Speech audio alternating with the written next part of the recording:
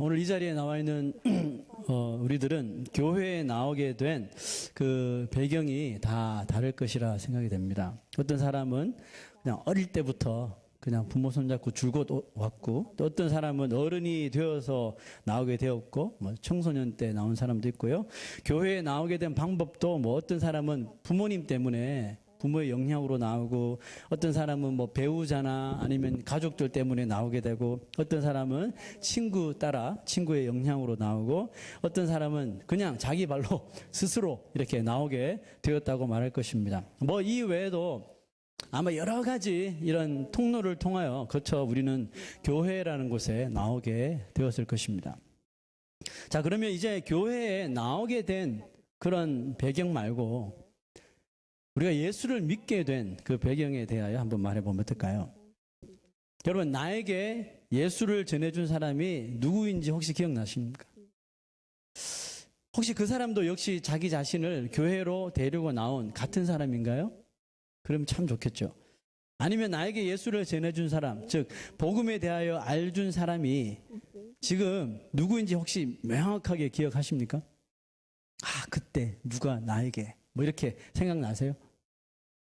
저는 아무리 기억을 더듬고 또 더듬어 봐도 저에게 개인적으로 1대1로 딱 앉혀놓고 이게 복음이야 라고 예수를 전한 사람이 솔직히 누군지 잘 기억이 안 나요. 저희 부모님이었든지 아니면 학교 선생님, 교회 티처였는지 잘 모르겠어요. 그러나 분명한 사실은 뭐냐 하면 제가 40년이 넘도록, 아직 50년 안 됐으니까 40년이 넘도록 그 복음의 실체이신 그 예수 그리스도를 내가 믿고 사는 것이 확실하다는 것이 너무너무 감사하더라고요. 이 말씀은 누군가 내가 콕 집어서 나에게만 전한 사람이 없었을 뿐이지, 복음의 메시지를 수많은 사람들을 통해서 또 여러 이 강단을 통해서 또 신앙 서적을 통해서 제가 전해 들었다는 것이죠. 그러므로 내가 감사해야 할 사람을 굳이 정해야 한다면 정말이지 너무나도 많아서 일일이 제가 다 찾아서 감사드릴 수 없다는 것이죠. 물론 어떤 사람처럼 누구 한 사람에게 정말 강력하게 도전을 받아서 그 사람에게 영향을 받았다면 아마 그 사람을 평생의 그 신앙적인 그 은인으로 생각하며 살아가는 것도 너무너무 좋겠죠. 그러나 나 한 사람을 예수 그리스도의 사람, 예수 그리스도의 그 제자로 만들기 위해서 수많은 사람들의 이런 신앙생활을 보여주시고 또 영적 지도자들의 설교를 듣게 하시고 또 신앙 서적들을 통해 간증을 또 그 영향을 주신 하나님께 큰 감사를 올려드립니다. 저는 뭐 바울이나 또 어떤 사람들의 간증처럼 또 뭐 심각한 질병이나 큰 고난, 환난을 통해서 예수 그리스도를 만난 것이 아닙니다. 저는 간증에서 나오는 그런 강력한 어떤 사건을 통해 예수를 만난 것이 아니기 때문에 때로는 이 부분이 어떨 때는 좀 아쉽기도 해요. 왜냐하면 제가 목사잖아요. 목사 정도 되면 뭔가 그 삶 속에서 좀 이렇게 임팩트 있는 이런 간증거리가 있어서 이것이 있으면 목회하기도 도움이 되고 전도할 때도 또 도움이 되고 그런 도움을 줄 수 있을 것 같거든요. 한 번은 제가 뉴욕에 있을 적에 그 한국 한 기독교 라디오 방송국에서 뭐 새롭게 하소서 코는 것 같아요. 저에게 간증을 좀 해달라고 와서 간증을 좀 해주세요 이렇게 부탁을 받은 적이 있어요. 제가 유명해서 한 게 아니라 그래서 저는 새롭게 하소서 그를 보니까 막 대단한 간증을 가진 분들이 많이 나와서 테스트모니를 하더라고요. 그래서 저는 혹시 그 사람들이 듣기 원하는 것이 그냥 보통 다른 간증자처럼 익사이팅한 그런 간증거리를 원하는 게 아닐까? 솔직히 저는 없거든요.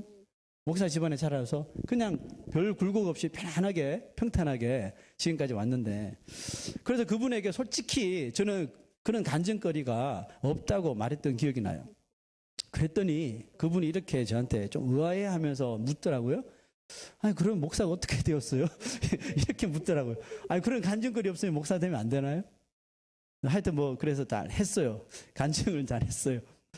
그분 생각에 목사 정도 되려면 그 사람의 삶을 완전히 정말 180도 뒤바꾸는 엄청난 사고나 사건 같은 것이 있을 것이라고 생각을 했었던 것 같아요. 하지만 저도 그렇고 뭐 저희 아내도 그렇고 제가 알고 있는 저희 아내의 삶을 네, 죽을 뭐 위기에서 우리가 건짐을 받아서 이렇게 예수를 믿게 되었다든지 아니 무서운 질병 가운데 있다가 고침을 얻어서 예수를 극적으로 믿게 되는 뭐 그런 간증이 솔직히 없거든요. 그럼에도 불구하고 저는 그 점에 대하여 조금 아쉬워했던 적은 솔직히 있지만 그런 간증이 없다는 것에 대해서 나 자신이나 하나님을 원망한 적은 없습니다.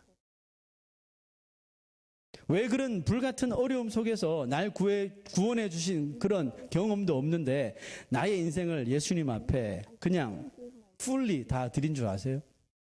그것은 이런 사고나 질병과 같은 그런 엄청난 고난 속에서 그들의 이름을 부르신 그분, 그 same Jesus, 그분이 비록 그런 환난은 내가 비록 당하진 않았지만 나 또한 그분의 똑같은 종으로 불러주셨기 때문입니다. 어느 목사님이 이런 말씀을 하시더라고요. 좋게 말로 할 때 얌전히 순종하는 게 낫지 끝까지 버티다 보면 예수님이 어떤 방법을 선택할지 모른다. 겁을 주는 거죠.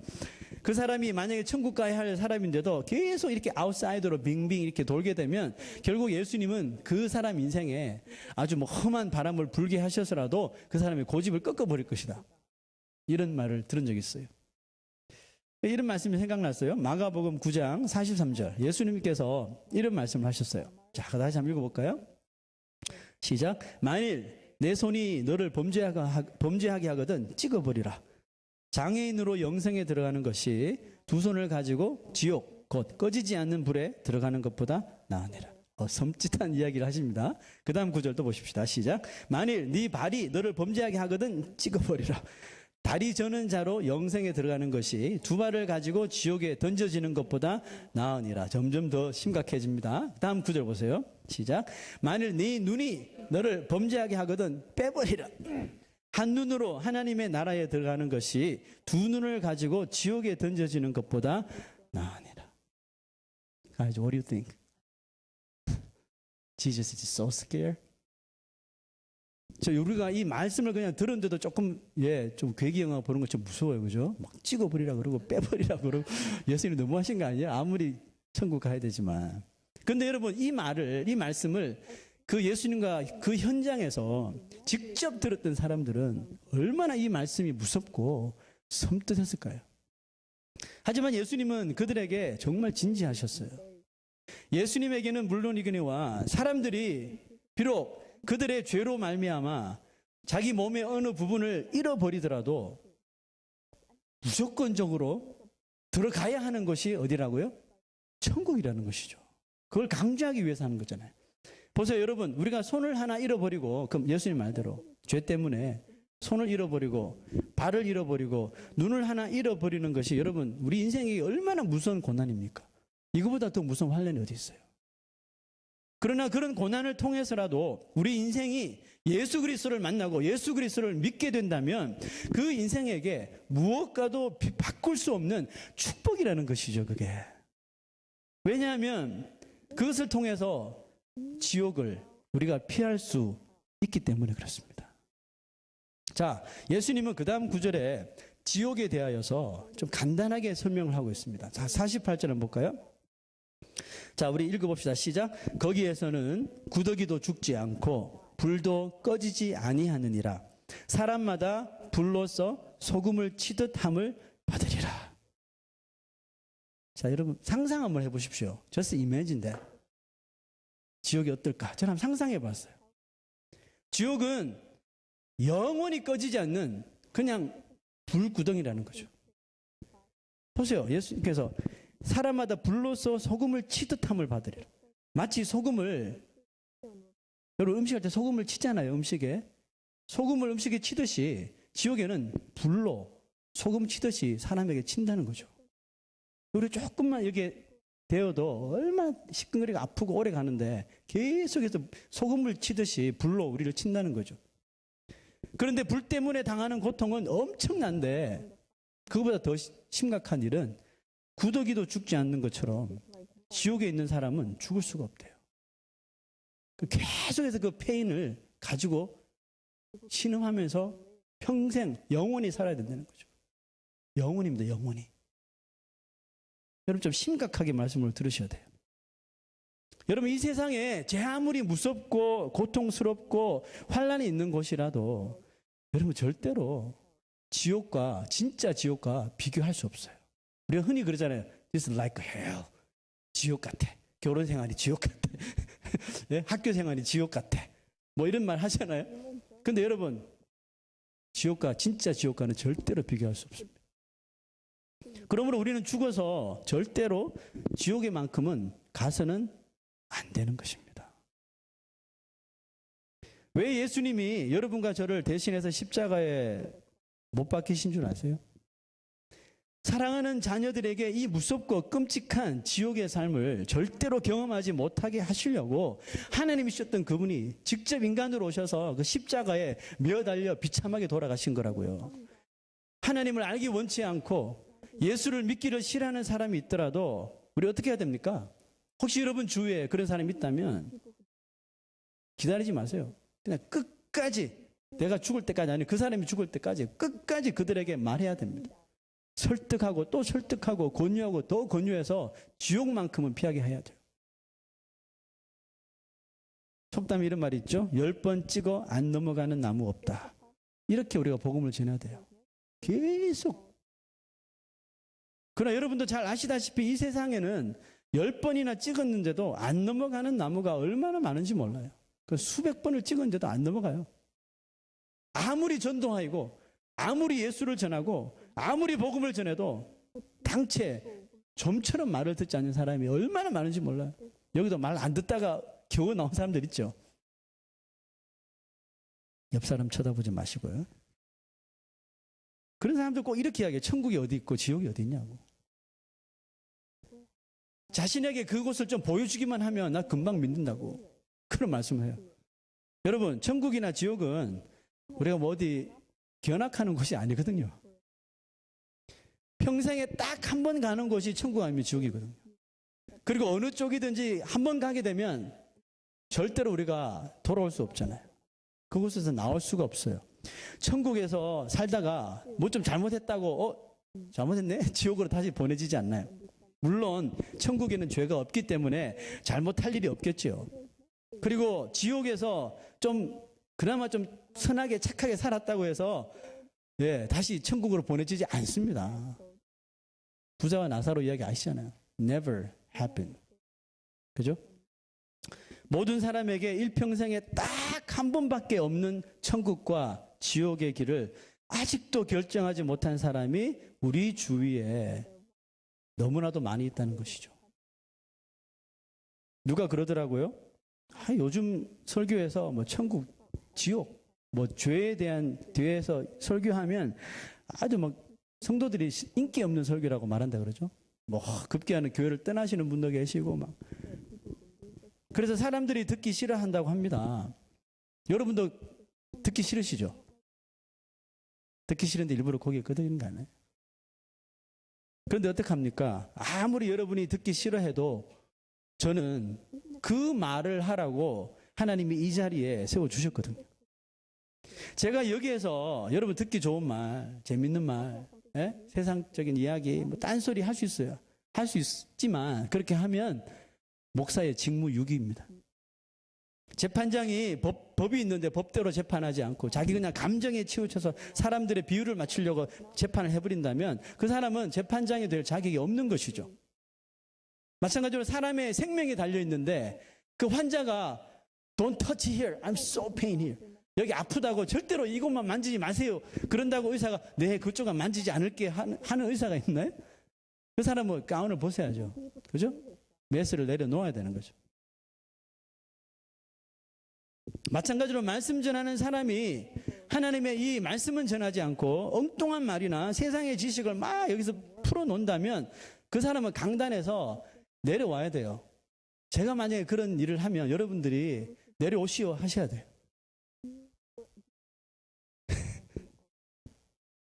여러분 오늘 본문 말씀에서 바울이 하는 말이 바로 이거예요.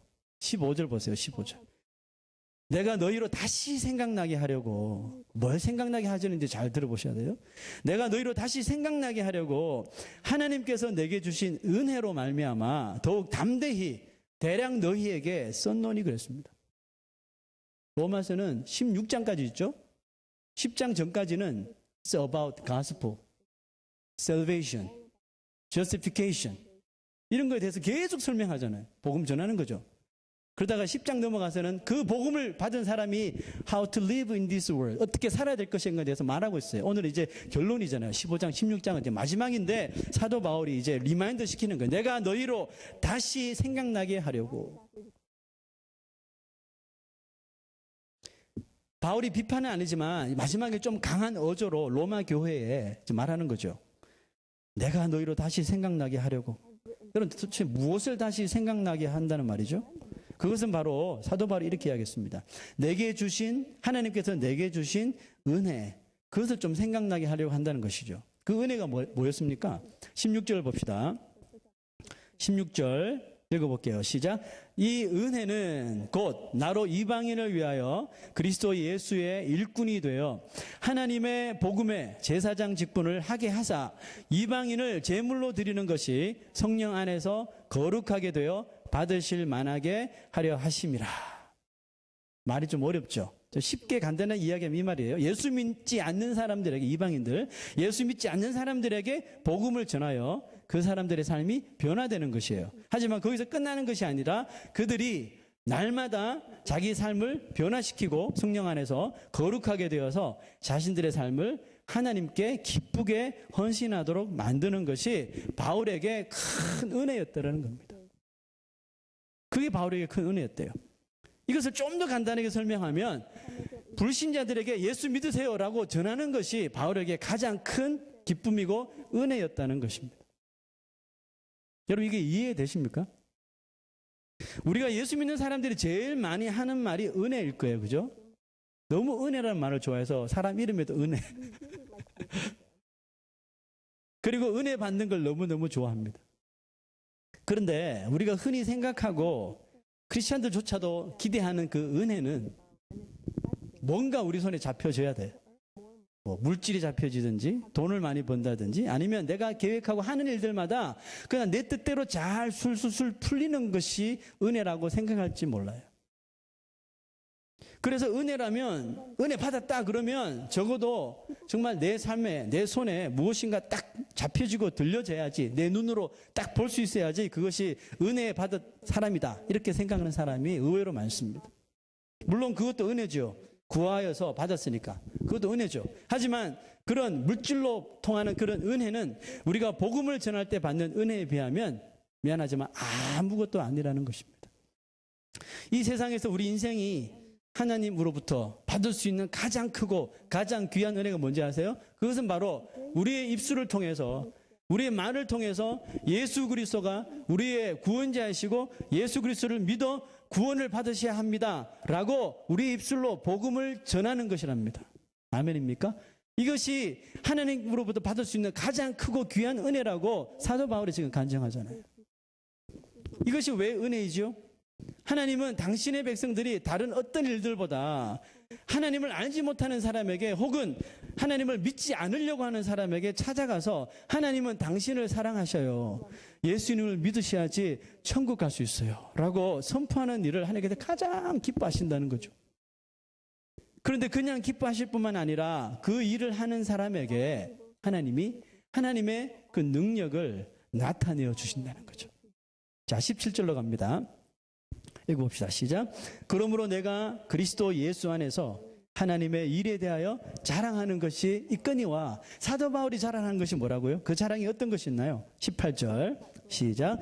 그리스도께서 이방인들을 순종하게 하기 위하여 나를 통하여 역사하신 것 외에는 내가 감히 말하지 아니하노라. 자신을 통하여 하나님이 역사하신 일이 도대체 어떻게 이루어졌나요? 자, 19절 보세요. 시작. 표적과 기사의 능력으로, 성령의 능력으로 이루어졌으며. 하나님께서 자기 자신을 통해서 이런 기적의 역사를 베푸시며 하나님의 능력을 보여주시면서 복음을 전하게 하셨다는 거죠. 보셨죠? 하나님이 당신의 능력을 부어주실 때가 있는데 바로 그의 백성들이 나아가서 복음을 전할 때라는 것이죠. 하나님이 살아계심을 명확하게 우리가 볼 수 있고 또 하나님의 살아계심을 경험할 수 있는 장소가 어디라고요? 바로 복음을 전하는 곳이라고 합니다. 그래서 바울이 그 능력으로 무엇을 했나요? 자, 마지막 19절 봅시다. 시작. 그리하여 내가 예루살렘으로부터 두루 행하여 일루리곤까지 그리스도의 복음을 편만하게 전하였노라.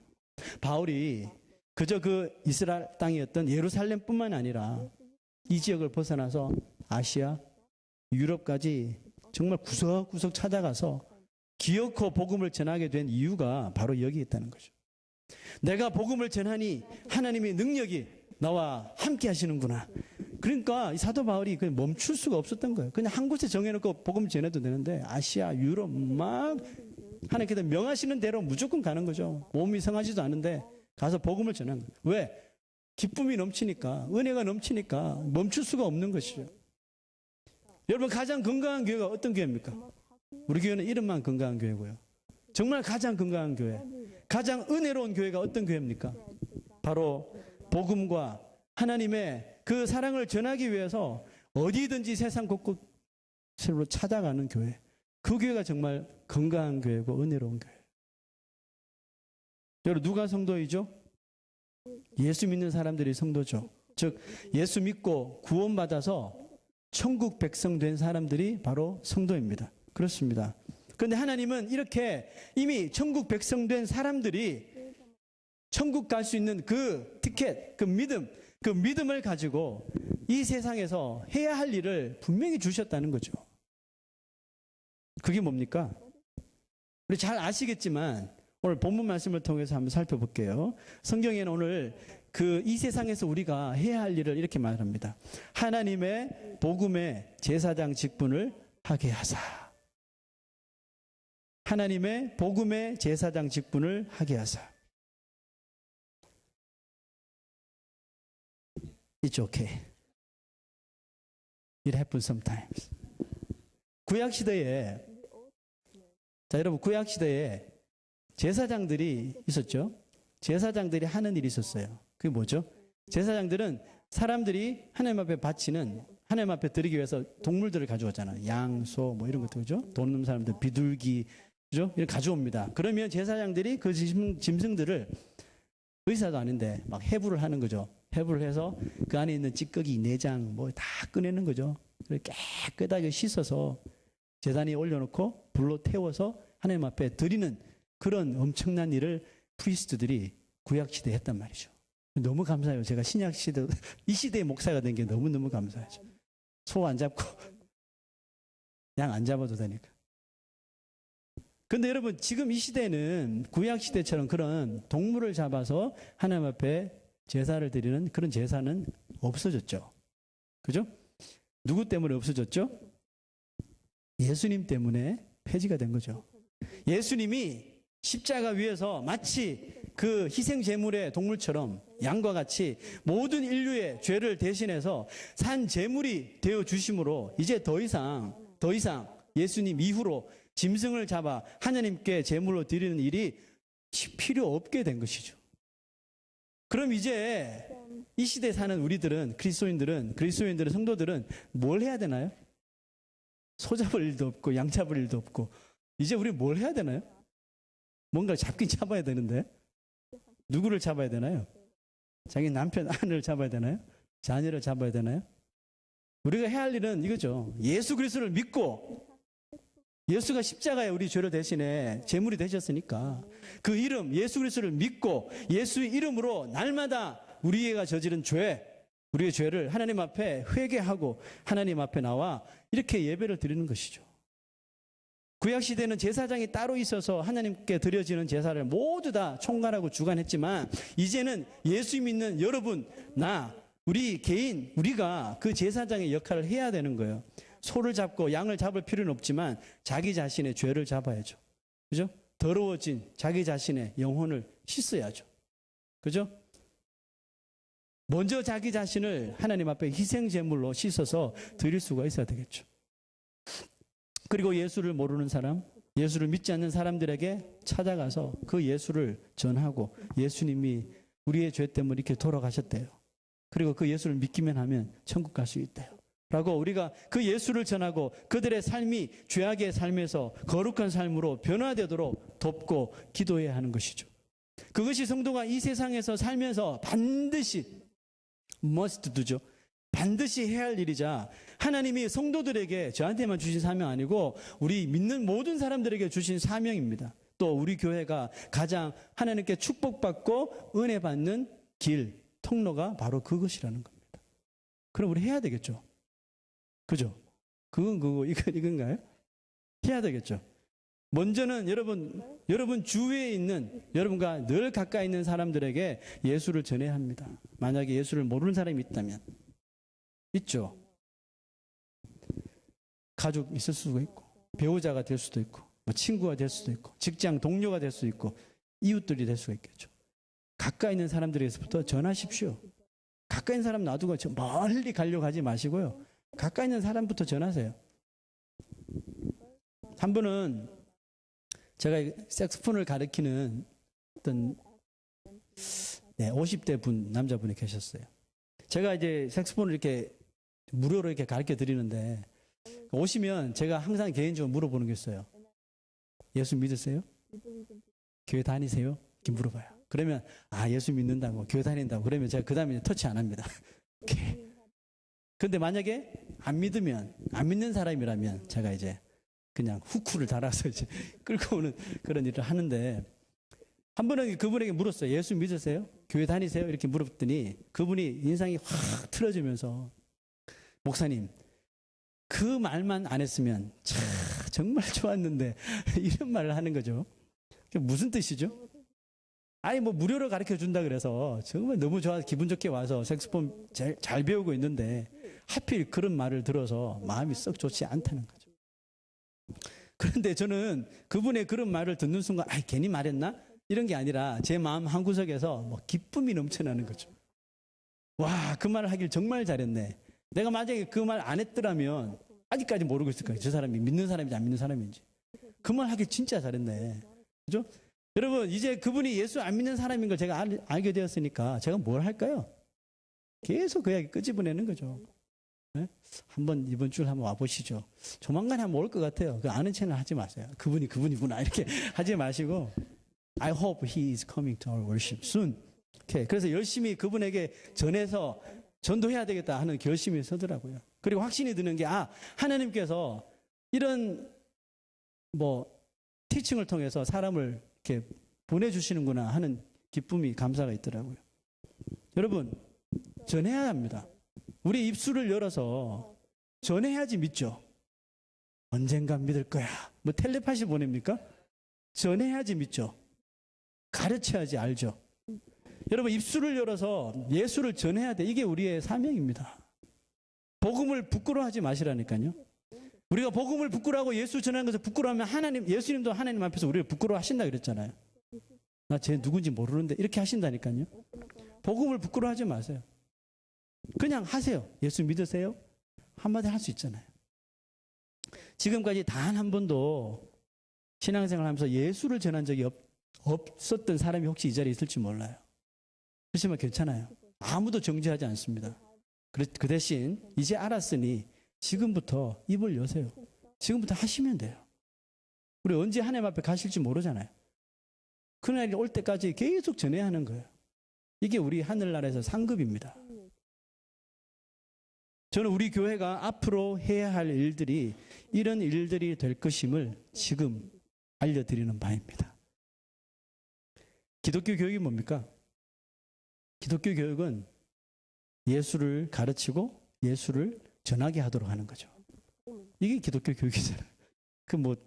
별거 있나요? 근데 예수는 가르치는데 전하지를 않게 한다면, 예수를 가르치는데 전하지 않는다면, 여러분, 믿을 사람이 도대체 어디 있어요? 네? 예수를 전해야죠. 내가 예수가 누군지 알았다면 그 예수를 전해야지 믿게 되는 사람이 있을 거 아닙니까? 여기 우리 학생들도 있는데, 여러분 학교 가면 여러분 친구들에게 물어보세요. Do you believe in Jesus? No? Okay. It's time to come to New Jersey Healthy Church. 데리고 와야 되는 거죠. 전도해야 되는 거죠. 여러분 페런트가 교회 안 다녀요? 전도해야 돼요. Even though it is really hard to bring them here, bring to Christ, you have to do it. 여러분 우리도 마찬가지죠. 하셔야 됩니다. 여러분 우리 주위에 얼마나 그런 사람들이 많은지 몰라요. 영어 한마디 할 수 있잖아요. Do you believe in Jesus? 그 말만 하셔도 돼요. 그 복음 전하는 거예요. It's really simple. 이번 한 주 동안 여러분 우리가 이 복음을 한번 전해봅시다. 아멘입니까? 네. 사랑하는 형제 자매 여러분, 오늘 이 말씀을 듣고 성령으로 여러분 마음이 뜨거워지길 주 이름으로 축원합니다. 복음에 대한 전도에 대한 이 열정이 사도 바울처럼 정말 타오르기를 주 이름으로 축원드립니다. 바울이 자랑한 그 은혜가 이 시간 여러분과 저의 자랑이 되며 우리의 삶에 정말 큰 은혜요, 큰 자랑거리가 되시기를 주 이름으로 축원합니다.